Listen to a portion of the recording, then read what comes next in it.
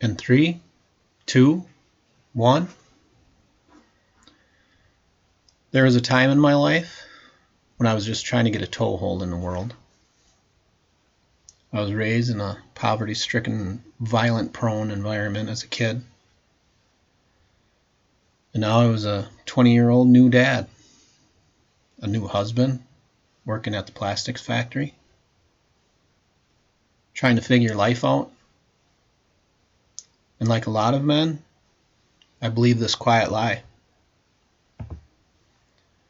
If I worked hard enough, I'll be able to figure life out as I go. When my first son was born, I didn't have an inheritance of faith behind me to draw on. No deep family traditions to use as anchors, no intimate knowledge of Jesus Christ, and no real understanding of who God really is. What I did have was responsibilities. A new wife, a new son, but no personal foundation. I had grit, but nothing to grab onto. I thought life was something you solved through effort.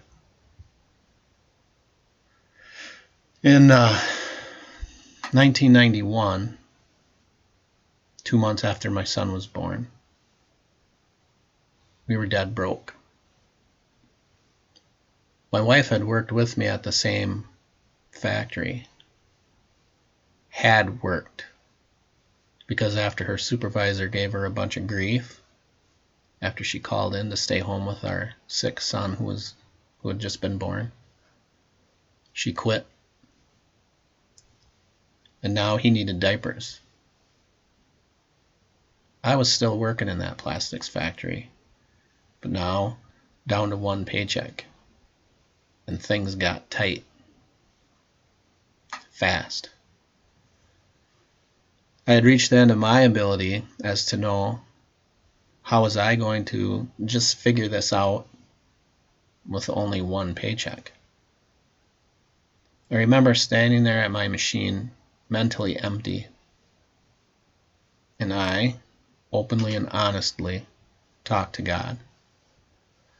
Not a polished prayer or anything like that by any means. Just real honesty. I said out loud, God, Kyle needs diapers. I just need $20. I'm not asking for $1 million or anything. Just diapers. I don't have it.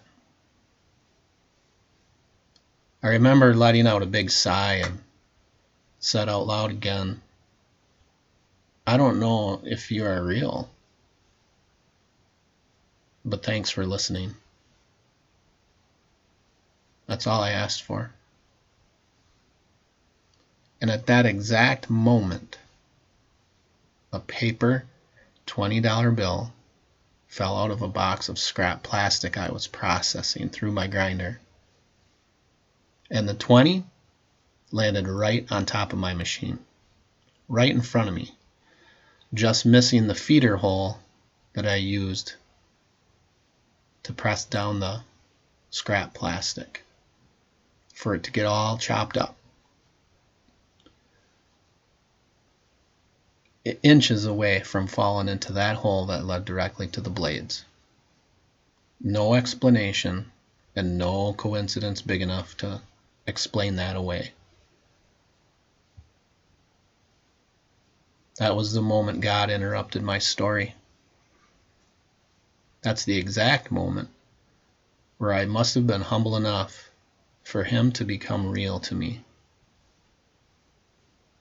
Not with a loud sermon or excitable near-death experience, but with a very real and personal kindness offered to me. Later on, this verse would be revealed to me from Jeremiah chapter 31, verse 3.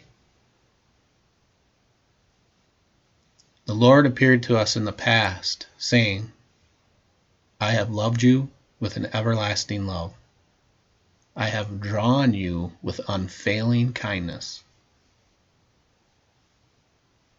I didn't reach for God that day out of some type of confidence in Him. I didn't even know He was there. The Father drew me in. And that kindness demanded a response.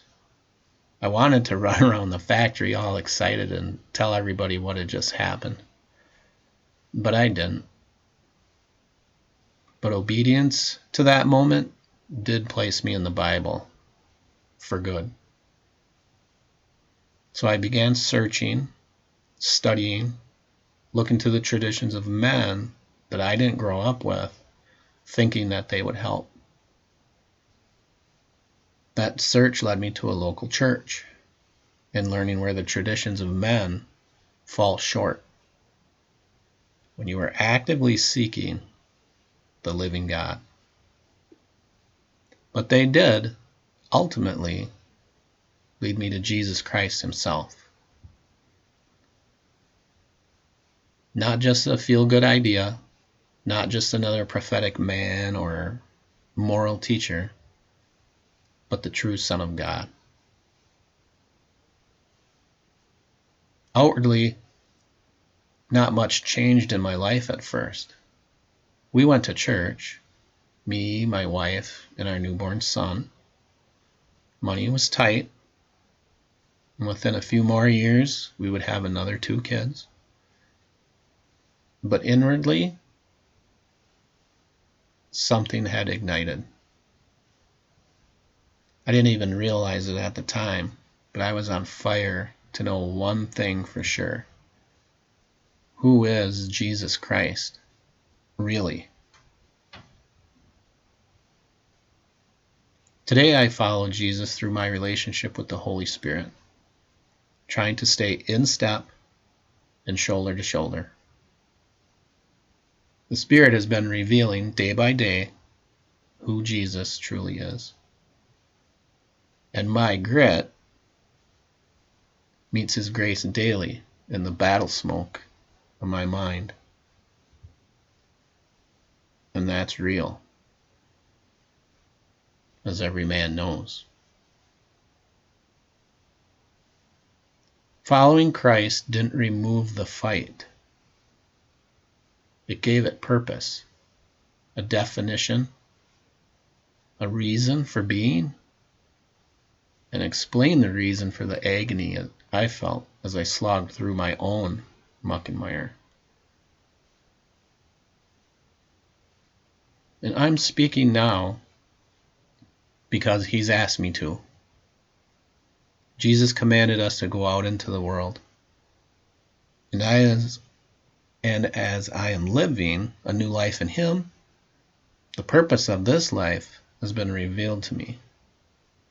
The purpose is to be a witness to Him, not to an idea, not to a building, not to a bunch of good deeds strung together even, but Him. And this podcast is one way I can obey that command.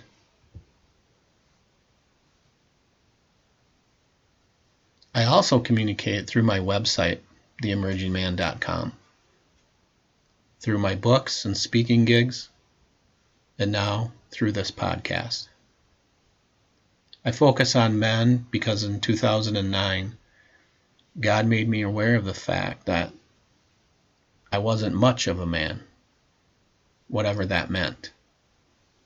I lacked character, I hadn't matured spiritually, or, and this is huge, I hadn't matured emotionally. I had to move forward with Him again after years of trying to just figure it out on my own. So He sat me down again, and for a long time I studied his word every day while continuing to research men's websites on how to be a man. I didn't know it then, but 2009 was the year God placed me directly on this path. This podcast isn't about learning how to go about self-improvement. It's about learning what the Bible verse and the word redeemed means. You can read in 1 Corinthians chapter 6, verses 19 and 20. You are not your own. You were bought at a price. If you're a man trying to figure life out on grit alone, I want you to know something.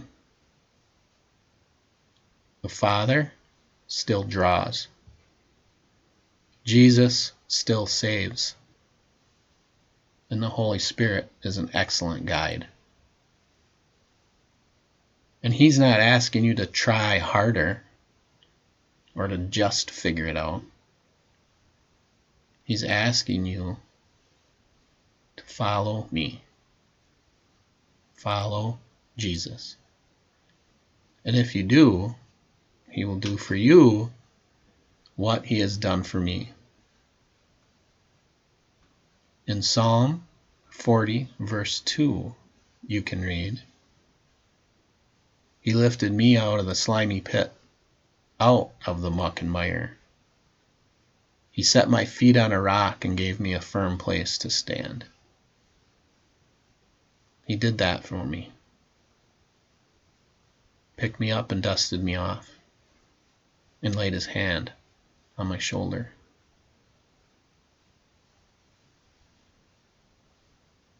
I'm your host, Dave Bosquez, and this is the Emerging Man Podcast. Grab hold of the hand of Christ and hold on with grit. And hold on. I'll see you in the next episode.